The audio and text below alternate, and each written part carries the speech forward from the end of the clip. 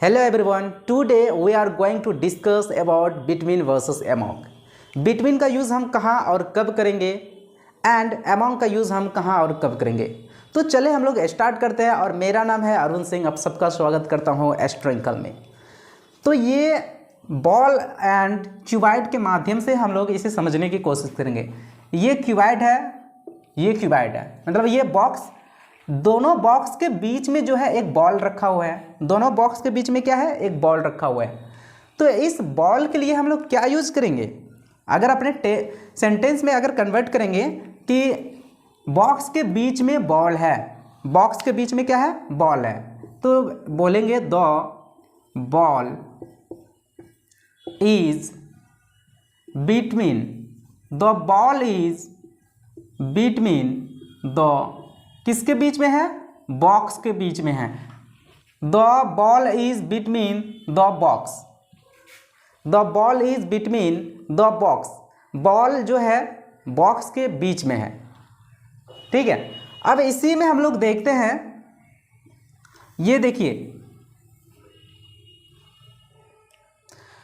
ये सारे क्या है, बॉल है, और इसके बीच में ये क्या है, बैट है कि नहीं है।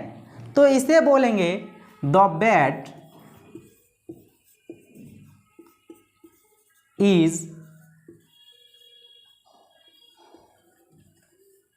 among the ball, the bat is among the ball. अब देखिए कि ये among का यूज तब होता है जब मान के चलो कोई वस्तु है या फिर कोई आदमी को ही मान लो, जैसे मैं हूं, मेरे साइड से बहुत सारे मेरे दोस्त हैं, ठीक है, मेरे चारों ओर मेरे दोस्त लोग हैं और उसके बीच में मैं हूं, तो उसके लिए हम लोग यूज करते हैं among का। क्या यूज करते हैं, among। और बिटवीन जो है, जैसे ये पेन है, अब देखिए कि ये पेन मेरे सर के जो है दोनों साइड से है, ये मार्कर है मेरे सर के दोनों साइड से, मतलब मेरे हेड के इस साइड भी है और दूसरे साइड भी है, लेफ्ट एंड राइट दोनों साइड है। तो इसके लिए हम लोग क्या यूज करेंगे, माई हेड इज बिटवीन, किसके, द मार्कर, मार्कर के बीच में है, so my head is between the marker, मेरा सर जो है मार्कर के क्या है, बीच में है, ये हो गया बीच में। अगर यहीं पे चलिए, जैसे यहीं पे मान लो यहाँ बहुत सारे आदमी हैं, ठीक है, बहुत सारे आदमी हैं, बीच में क्या है, एक डॉग है, मतलब एक कुत्ता है बैठा हुआ, ठीक है, बीच में क्या है, एक डॉग बैठा हुआ है। तो इसके लिए बोलेंगे the dog, the dog is among the people,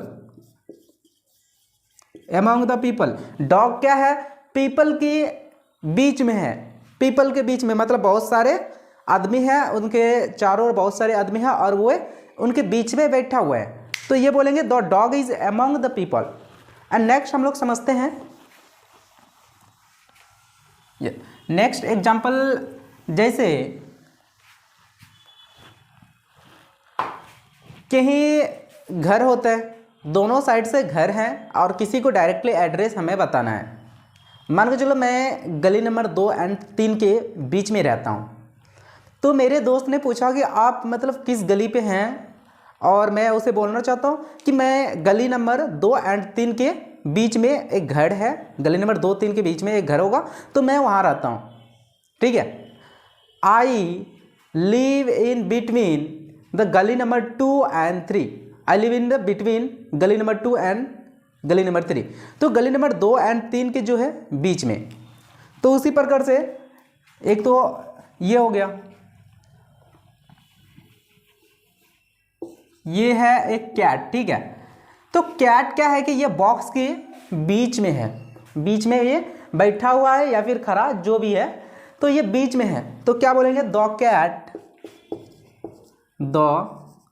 cat is between the box, the cat is between the box. तो ये होता बिटवीन का, एंड ये फिर among है। तो यहाँ एक चाइल्ड लिखते हैं, एक छोटी सी बच्चा जो है, ये सारे बॉल के बीच में, मतलब उन्हें वैसे बॉल से तो बहुत ही लगाव होता है, उसे बहुत पसंद भी होता है, तो बोलेंगे द चाइल्ड